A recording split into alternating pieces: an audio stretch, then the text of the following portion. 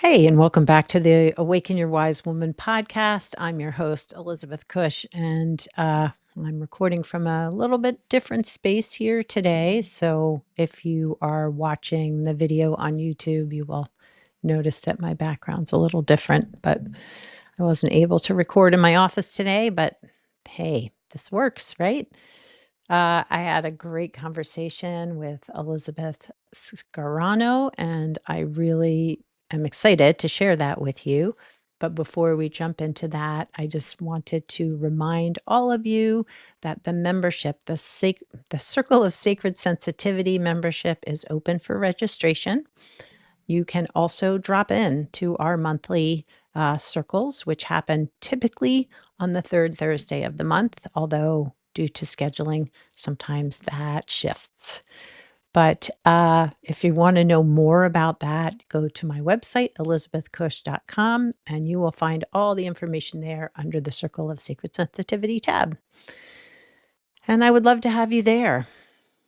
Also, if you are a listener and you really resonate with an episode or the podcast in general, I would love for you to share it. The more women who are listening and sharing, the more visibility the podcast gets, and the more our sensitive energy gets put out into the world. And I think that's really, really important right now. So I would really appreciate it if you shared. And I appreciate you listening. So my guest this week is Alyssa Scarano, and she is a therapist who really advocates for whole body wellness, not just our mental health, but our physical well-being.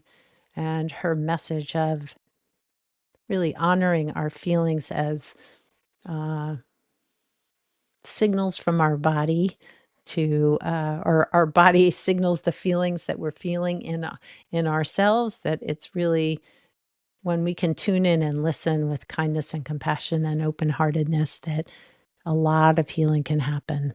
So let's jump into this amazing conversation, and I look forward to hearing your thoughts about it.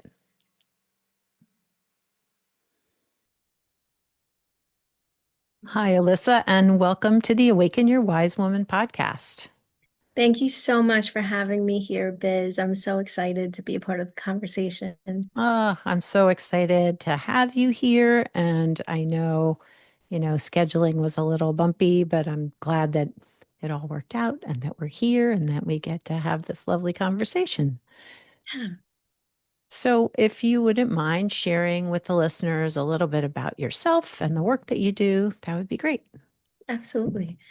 Yeah, so I am a licensed professional counselor. I have multiple state licenses in a few different states, mainly because I come from a military family. My husband was in the Army, and so we moved around a whole bunch. And so while Mm. I was there, I got my license in every state. So I've gotten that to work well for me. I've been able to maintain some relationships with colleagues out there and friends and stuff like that, and clients as well. And so why not, right? And Yeah.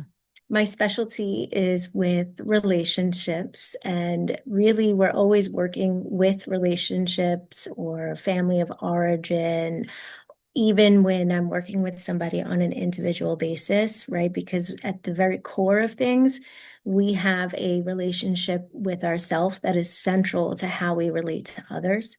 And so it's my specialty and I love it. And it really started with my postgraduate experience. I was a functional family therapist, Mm, particularly with families that were struggling and at risk of separation through the foster care system or affiliated with CPS.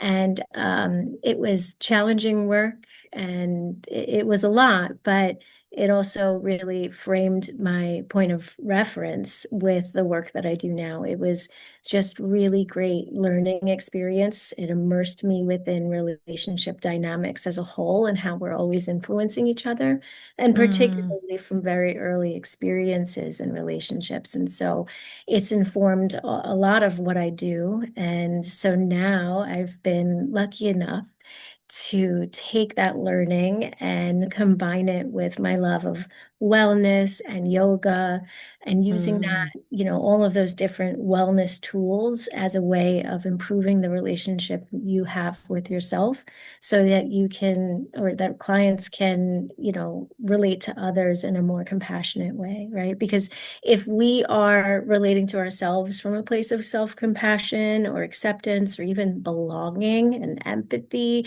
and understanding and curiosity, we can then extend that outward. We might have more patience, right? We might have more confidence in asserting ourselves. And so, um, mm, through my practice, we combine therapy with wellness, making treatment more of a holistic mind body, approach. So yeah. our clients have access to therapy to do some of the deeper healing work and family of origin and healing from trauma, while also having the support in really structured one-to-one settings where you can gain new skills and have practice from knowledgeable experts within their realms of wellness. So right Mm, now, we have a self-love coach, hmm, and she is a licensed clinical social worker. She's created a whole cognitive behavioral therapy informed self-love program. And we mm, have a registered yoga teacher and certified mindfulness meditation teacher with loads of years of experience leading individual and group meditations. And so his services are included as well. And we have a personal trainer and nutritionist that we're bringing on, and he has a mm, whole program that is geared toward empowering individuals to make small, actionable changes that match to where they're at in their lives, so that they can feel more empowered over their decisions and their body and how mm. that relates to mood. And we're looking into and have someone else that'll be joining the team that is going to be our yoga person. And so I'm very excited about that addition because that was always part of the vision. And Yeah. so yeah, that's what we do, and we service Wow. states of Florida. I have to do it in order so you don't forget, but it's Hmm. Florida, Missouri, New Jersey, New York, and Texas. Nice. Nice. Sounds like all the places you've traveled through with Yeah, the military. yeah, exactly. Exactly. Yeah, yeah. Well, that's truly, I feel like should be the future of mental health. Just that full body wellness, your mind, your body, your spirit need to be aligned and healthy for a better word, looking for a better word. But yeah, for us to be truly centered and able to be in relationship with others. Yeah, yeah. Yeah. And with ourselves, and just what you were sharing about having that kind, caring, compassionate relationship with ourselves really just makes it so much easier to enter the world that way and be in relationship with others. You are singing my song right there because I am a huge advocate of a self-compassion practice and really self-love, like being able to meet yourself where you are Hmm. with care, compassion, curiosity, kindness. Yeah. Yeah, yeah, it Right. can shift a lot. I mean, Hmm. I don't know about you, but I know sort of go-to responses to myself if I was struggling was, pretty unkind. Even even today before we met and I'm trying to, I'm recording from a different place and just feeling a little less uh confident, I guess. Like having that voice that like is, do you really know what you're doing? Are you sure and something had happened right prior to us talking and having to like just sit with that like, oh yeah, gosh, there's that voice that still sometimes shows up that wants to be like pointing out all the ways I might not be perfect. Hmm. Yeah. I Yeah. know for Yeah. me, I mean, it's funny, part of why I'm doing this work of being on podcasts or guest speaking or even giving lectures or webinars is like, I'm not the most comfortable person when it comes to speaking or public speaking. Um, Mm. it's not a matter of like, really have a lot of negative views or anything like that. It's more a matter of like, ooh, it makes me anxious, right? It's the Mhm. and so Yeah. before we hopped on, I was like, oh God, here we go. Okay. I had the feeling, I noticed it, and I was like, all right, that's enough. And I let it go. And now here I am with you. And it's a conversation and talking about things that matter and things that I fully believe in. And so that's what I'm using today, right now, to ground me and realize that, you know what, like we're here and let's enjoy the connection, you know? Yes, yes, yes, yes. Well, and I find that that is what is amazing about podcasting is I get to connect with amazing women all around the world, which is fantastic, and have these, whether it's a brief moment or a longer lasting relationship outside of the podcast, it's really been a lovely thing. Um, and so for listeners who are highly sensitive, um, they may be curious whether you consider yourself a highly sensitive person. And if you don't, how would you see your work supporting them in a way that, yeah, fits fits their needs?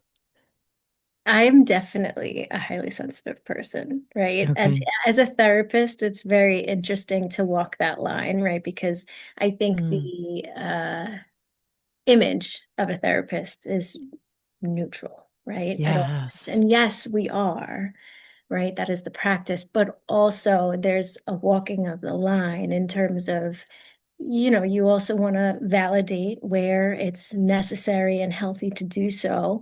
And you also want to be a human in this space, sharing space with another human. And, Mm, sometimes that involves having healthy reactions, right? Especially when clients are disconnected from their own emotions. So hmm I am a highly sensitive person, right? I think we really, a lot of us are potentially, there are, excuse me, maybe hindrances to accessing the emotional attunement that is within all of us, whether that's a learned emotional suppression, or it's protective, right? In the sense of I can't go there, right? Or there's trauma roots and things like that. But hmm yes, I am. And in terms of how I use that to connect with my clients is truly, I'm a relational therapist, right? And what that looks like, I mean, it looks like a lot of different things, but what it looks like is being in the dark cave of someone's experience with them, right? So it's mm, not like I'm on the outside of the cave looking in, I'm sitting next to you, right? yeah. I'm feeling the wet from the ground beneath us as we sit. I'm feeling the, hard, cold bumpiness of the cave wall. I'm hearing the drips of maybe water that's dripping down from the ceiling or the top, right? And I'm in that experience with you, feeling it myself, sometimes even picking up on little nuances that are not being spoken to or that are not being accessed at the time, right? And I'm picking up on that and I'm noticing it, maybe using it as a way to kind of connect with the client. Um, hmm and it's a little bit of an acrobatics or like walking the line, right? How much Yes. of this internal space or experience belongs to me and my stuff, because I'm a human, right? And Right. how Right. much of it is my clients that I'm picking up on. And Yeah. even if it is mine, right? Because I've had my own loads of experiences in life, right? Is it still useful, Yeah. right? Is it Right. still something that's going to carry us forward in our work together, align us, connect us? Is it, so it's a little bit of like being in the cave, stepping out of the cave, being in the cave, stepping out of the cave, back and forth, and making sure that I'm helping the client look up and see the light at the same time, what's on the other Mm, side. And I mean, that's the imagery behind it, but hmm I would say that it's a strength for anyone who is, identifying with being emotionally attuned because it is the thing that can connect you to another human, whether that's Yeah. your child, your partner, friend, colleague, someone you work with. hmm Yeah, no, I agree. I think that it can be, I know it can be a challenge in terms of potentially getting, not necessarily as a therapist, but for a highly sensitive person, getting overwhelmed by someone else's emotional state and feeling perhaps because of how they were raised that maybe they have to fix it or help it or make it better, or just feeling it, you know? Um, but I liked your description of the cave and the drips and the coldness and how lonely that can feel for a client, but for you, for as a therapist, to be able to be with them in that experience while not necessarily absorbing the experience yourself, if that makes sense. Right, right. Yeah. Allowing myself to feel it, right? I think that's what a lot of us therapists are really aiming for is helping clients connect with their emotions, even if they're uncomfortable or Yep. scary or overwhelming.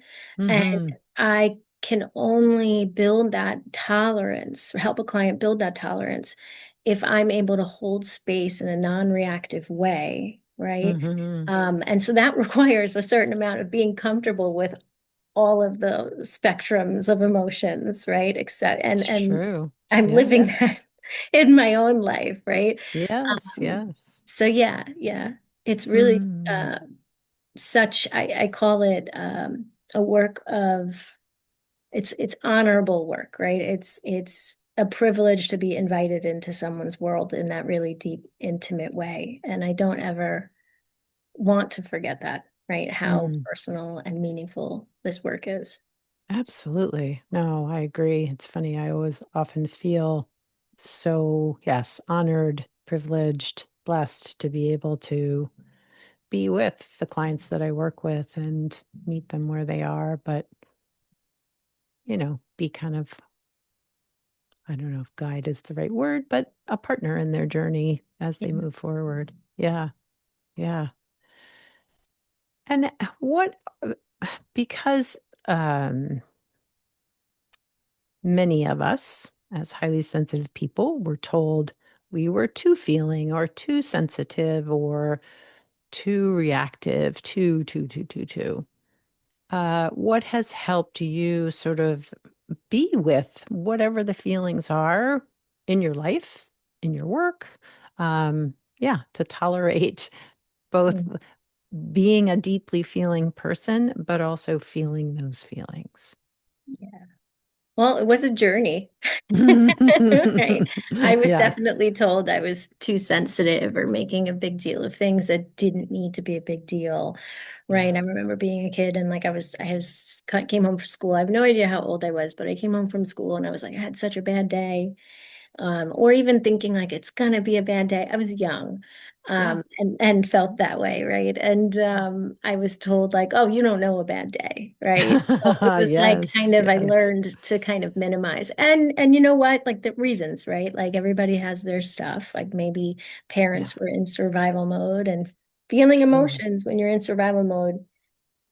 You don't have time to, or it can cause you to Yeah, fall apart when you can't, right? So I think as I've gotten older and my own healing work, which is important, right, in order to be able to do this work, it does require a certain amount of comfort with all of this, the messiness or pain that, or even discomfort that accompanies some of the emotions that make up the human experience.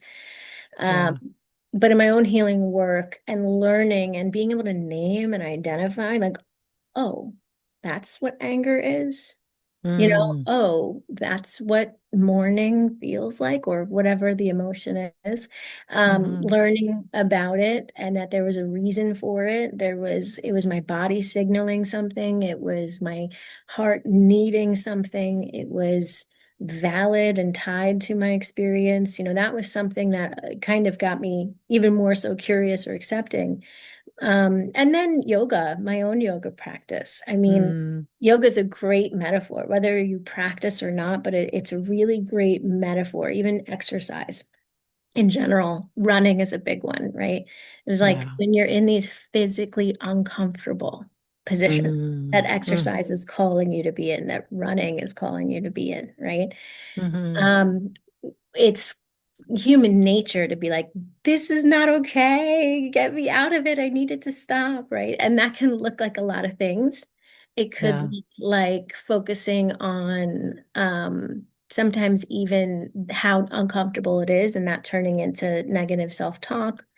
It could turn into thinking about what has to happen 3 hours from now, right? Or next week or next month. Or it could turn into thinking about something that's already over with, but we're holding on to it because we're not in the moment, right? All of that is a way to not have to be present with what it is that we're experiencing in the moment and Yeah. breathing through it, right? When you're, if you're a runner and you're running, and I am not a runner, a lot of people know that about me. I'm not a runner.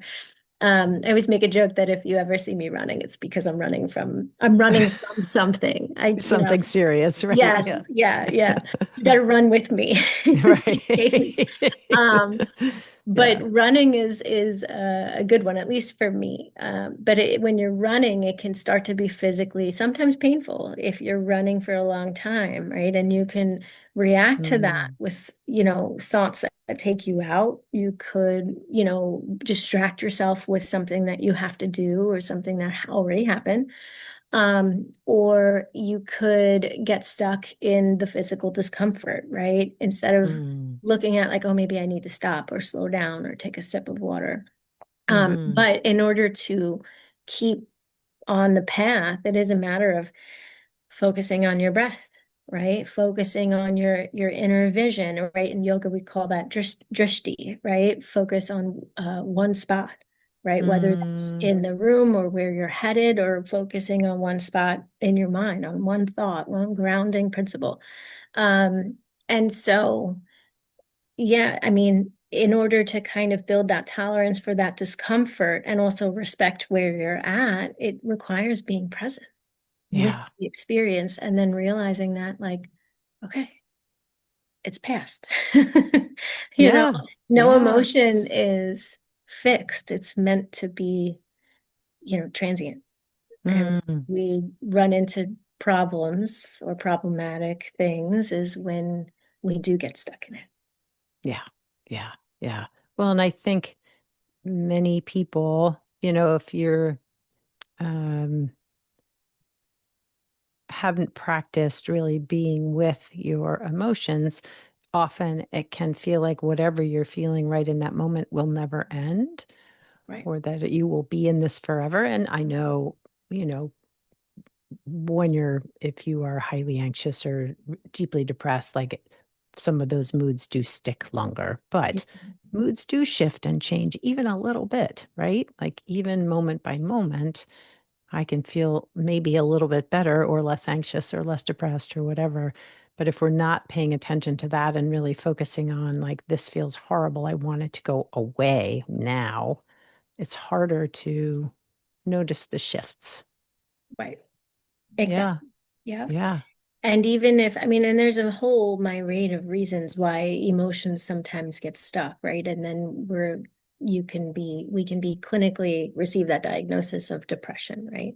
Sure. Um, and a whole myriad, like it could be trauma, right? It could Yep. be recreated trauma because the original trauma is not resolved, right? It Hmm. could be misplaced emotions, right? Depression is what classified as internalized anger. Well, perhaps Mm, that anger belongs somewhere else, right. towards something that happened that was unfair, unjust, but I feel unjust in having it towards that Myself. thing. Yeah. Right. Yeah. Yeah. Yeah.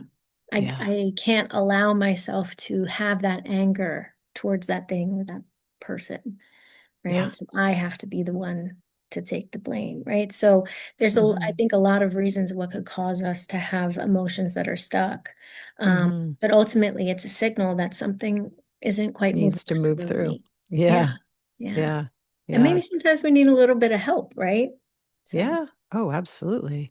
Well, and what you said about, movement, yoga, whether it's yoga, exercise, but body movement can be so incredibly powerful, helping emotions move through that maybe we aren't even realizing that it's happening. right? That Mhm. these transitions or transmutations or whatever, that we are able to move through some of the emotional content without having to necessarily talk about it. Mhm. Yeah. Yeah. That always blows my mind. I mean, just in my own healing, like what has moved through, yeah, through movement, through walking, through, yeah, just being in nature and Mhm. awareness. Yeah. Yeah. Yeah. I remember like earlier on, what brought me to yoga was there was a studio that opened up like around the block from my house. Mm, And I had never done yoga before. I really didn't know much about it, but I was like, oh, that's cool. And I kept kind of seeing it on my way home from work. And I was like, I'm gonna go. And I went, and I don't want to say that this is an experience that is completely gone, because every yoga class is different, no matter how long you've been practicing, right? Your body yes. shows up different, you show up different. You're in a different Mm, space mentally, emotionally, physically every time we go. And hmm one of the biggest, I think, connections for me was like, okay, well, this is uncomfortable, this position that I'm being called or invited in to be in physically. And I want to escape from it. Like, I want to get out of this pose. I don't like it. My thighs are yelling at me, or whatever the case may be. And then you're Yeah. being, prompted to breathe, right? And maintain a vision, right? On something in the room that's unmoving, Mm, or a thought, mm, right? Um, yeah. and then I would see that discomfort kind of, I could be with it, and then we'd flow and move through another pose, and then that started kind of happening in daily life too. So Mm, it was, mm, and yeah. that's what they say. And, I think until you can experience something like that in whatever fashion, even if it's going for a walk or whatever the case may be, it might be a little bit, really, does that really happen? But yeah, yeah, there's a mind body connection. Oh my gosh. So much. Well, and so much of, yeah, the emotion is carried in our bodies, like the physical sensations that we feel both with joy and distress, right? That it's a part of what we're feeling inside. And I think that through movement like yoga or whatever movement you choose, whatever, practices you choose, like it helps you recognize, oh, there's the physical feeling that goes with that emotion. Or now I'm noticing. For me, like when I was anxious, my chest would get tightened, my throat would close up, I would be like that and see, shoulders Mhm. up and tension up the back of my neck. And yeah, like sort of a panicked feeling versus like, oh, this is what it feels like to be at rest. Yeah. I This didn't is like realize one I thing. wasn't breathing throughout my Yeah. day. Oh my gosh. Yeah. Yeah. Yeah. Not breathing, clenching, whatever it might be. Yeah. Yeah. Yeah. Yeah. Yeah. I Oh, do want to say something that I think is important, though. Like, I know you might have other things you want to kind of lean into, but for those who are listening, and, I want to be also validating in the sense of like, sometimes engaging in physical practices like yoga or exercise can also um, be very overwhelming or even dysregulating, right? Because maybe yeah. you're used to not connecting, right? And when you do connect, there's a flooding of Yep. feelings and emotions and sensations that come up. So, Yeah. that is a very real reality too. And sometimes it's good to consider, maybe you bring a friend with you, right? Maybe you Mm, go to something that is supportive, like where you have somebody there with you, like a guide or a teacher or something. Although it's going to hmm look different for everybody, what that support looks like. But Sure. ultimately, it's about meeting yourself where you're at rather than forcing and Yeah. you're judging, you know. Yeah. And Well, those are all practices that are learned too. So it's meeting yourself where you are and what you need. yeah, yeah. No, I really appreciate your highlighting that because it's not, you may not, yeah, body movement can be triggering too, I guess Right. is what I want to say. Yeah.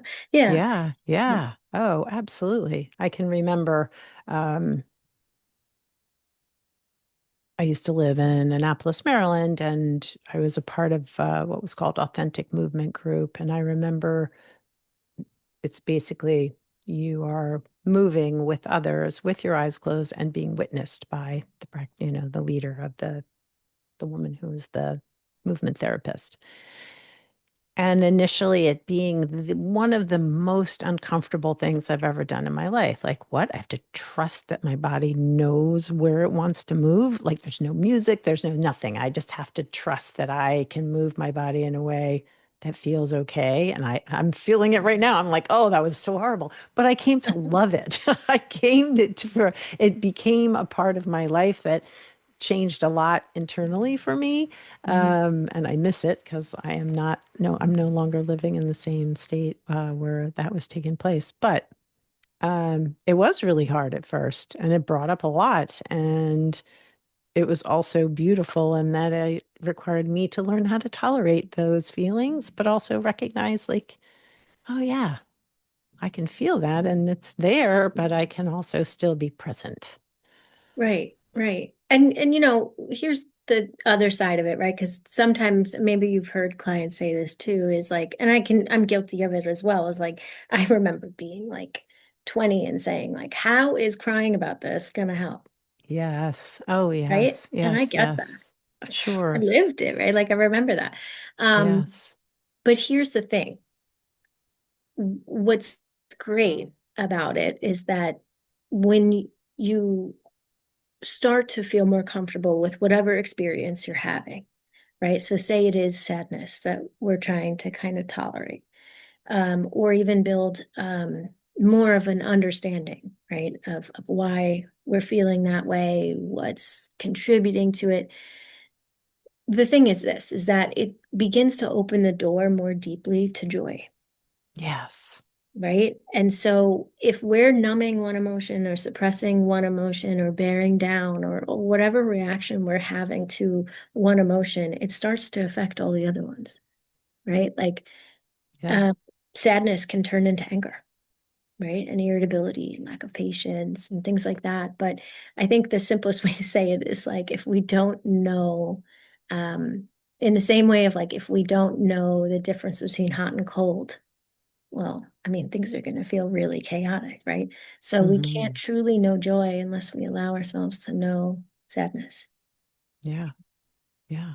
Well, and as you said, like if you're shutting off feeling, you're not just saying, oh, I'm just not going to feel sad. You're not going to feel any of the feelings, right? I mean, you don't get to pick and choose. Well, I'm only going to feel joy today. Hmm. I mean, it's unrealistic, right? I mean, Right. if we're numbing to our feelings, we're numbing them all. Right. Right. Right. Yeah. And obviously, I mean, there's all nuances here, right? Because then we Yes. could get into like, Yes. well, even with wellness, right? There's a lot, oh, positive thinking. Yes. Right. And yeah, right. And, and we don't want to minimize, our Right. experience either, right? Right. Your anger is valid. It stands for some injustice or unfairness or unkindness that you experience. Like that is valid That's because that's the thing that's going to say, no, this is not right. okay. Yeah. Sadness stands for some sort of loss. Yeah. And it hurts because, or it's so painful because that loss signified something that was so meaningful, even if it was just a hope, a wish, or a dream, or a vision, or a person, and that loss or what you were hoping for or held onto or experienced that you lost really was so significant to you. It deserves space, Yeah. right? To be Yeah. acknowledged. So every emotion that we feel, it doesn't need to be fixed, right? With Yeah. positive Right. thinking, right? Maybe you start with like, okay, yeah, okay, this is valid for whatever reason, even if I don't understand it yet. And you give yourself some time, and then sure, maybe then shift into some positive thinking or some wellness stuff. Yeah. Yeah. Yeah. No, I appreciate that too. Cause yeah, I mean, affirmations are great, but if you're not believing those positive affirmations, like everything is fine, my world is great. Well, if you don't feel that in your core, it's not really going to shift a lot, right? I mean, Mhm. fake it till you make it. Yeah, but maybe not so much, right? If we're just telling ourselves, I need to be happy or feel better or not feel these things, it's not really going to shift until we truly know. uh, or can feel the shift, right? Yeah. Hmm. Yeah. Yeah. And some things take longer, right? And so Yeah. Yeah. Yeah. Yeah. I think if I had to kind of boil it down, it goes back to like meeting yourself where you are, right? Mm, Releasing expectation or pressure of like, okay, this should have passed by now, right? Especially if it's yeah. related to grief or something like, Or or trauma or yeah. right, right. Or why am I still upset about this? Or, this really isn't that big of a deal. But no, for you, it may be. And for Yeah. you, there may be more. And that's okay. Yeah. Yeah. Mm. Well, that feels like a perfect place to wind up the conversation. But if there was something you felt important for the listeners to hear, especially if they're highly sensitive around feeling and feelings and wellness, what might that be? This is my favorite little like tool or way of thinking Mm, about emotions. So emotions are really just tools. They're signals. So in the same way, and we work really hard to like separate emotion from body, right? But they don't work that differently from the physical body. Your body will cue you when you're hungry. If you're noticing, right? If you're connected and noticing and paying attention, right? mm, Your stomach will growl. Your body will cue you when you're cold. You get goosebumps, right? Even when you're scared, like it's a lot easier to identify when we're scared from our body because it's such a profound physical response, right? yeah. But all emotions work that way too. They're not that different, right? Anger stands for something invalid. Oh, sorry, invalid, injustice. Mm, Injustice, or I'm saying that wrong. Weird. Anger stands for an injustice. So it's letting you know, right, that maybe I need some kindness, right? Maybe I need a sense of someone or myself sticking up for myself, yeah. Or sticking up some for me. validation. Yeah. Yeah. Yeah. Yeah. So when you're feeling an emotion of any kind, right? If you're a listener listening in and you're feeling an emotion of any kind, including happiness, right? What is this emotion telling me about what I need, Mm, right? And if it's something that's painful or uncomfortable, maybe I'm not getting that. And how can I give it to myself? Right. yeah. If Yeah. it's joy, if it's happiness, if it's feeling loved, okay, well, that's good data too, because that works for me. And I can keep looking for that where I can find it, right? Or Yeah. cultivate it somehow. Yeah. So, Yeah. Yeah. Oh, that's lovely. I love that. It brings a very sort of normalized temperature to it all, right? mhm. Yeah. Yeah. That they're all just there. Yeah, our feelings are just there to teach us about what we need. Yeah. Yeah. Yeah. Just got to listen. Yep. All right. Well, Alyssa, thank you so much for being on the podcast today. I really, really appreciate it. It was a very lovely, deeply feeling conversation for me. Thank you so much for having me. I love talking about this stuff. So any chance I can, it's what it's what motivates me to do it. So There you go. There you go. Well, thanks again. Well, that was really a wonderful conversation. And Alyssa was a very grounded, sensitive soul. And I so appreciate all the highly sensitive women who are willing to come on the podcast, tell their stories, share their insights, and their work with highly sensitive women. And I am such an advocate of honoring your feelings, of meeting yourself with compassion and kindness, regardless of what you're feeling, that all our feelings are valid and worthy of our acknowledgement, validation, um, and understanding. And it sounds like through her work, she is doing a lot of the same um, guidance and partnering with her clients as well. So, Um, I also want to just note we talked a lot about movement, yoga, walking, exercise. I'm pretty sure there might be some of you out there that movement and exercise might be more of a challenge, whether it's because of physical pain or a disability. I just want to acknowledge that any kind of movement, even if you're in a chair, moving your arms. I know there is chair yoga as well, but just any sort of movement for your body is healing. It doesn't have to be strenuous physical exercise. It doesn't have to be yoga that you're in positions where you're in pain or struggling, or it doesn't have to be about pushing. It's about allowing your body to express itself. So, dancing, shaking your butt in your chair, giving yourself a hug, any kind of movement can be beneficial to our mental well-being and our physical well-being. So, that's my little sales pitch there. Once again, if you're interested in being a part of the membership for highly sensitive women, I would love to hear from you. You can go to my website at elizabethcush.com and find out all about the membership. You can also reach out to me if you would like to join. There is a link there right on the webpage that has you fill out a registration form. If you've been a part of the circles, if you've attended at least one and you want to join right up for the membership, for the monthly membership, just reach out to me and I will send you the link and get you enrolled. Well, I hope that you have a beautiful, feeling full week ahead. And I hope you take care of yourself, your body, your mind, your soul, your spirit. I look forward to connecting with you here next time on the podcast.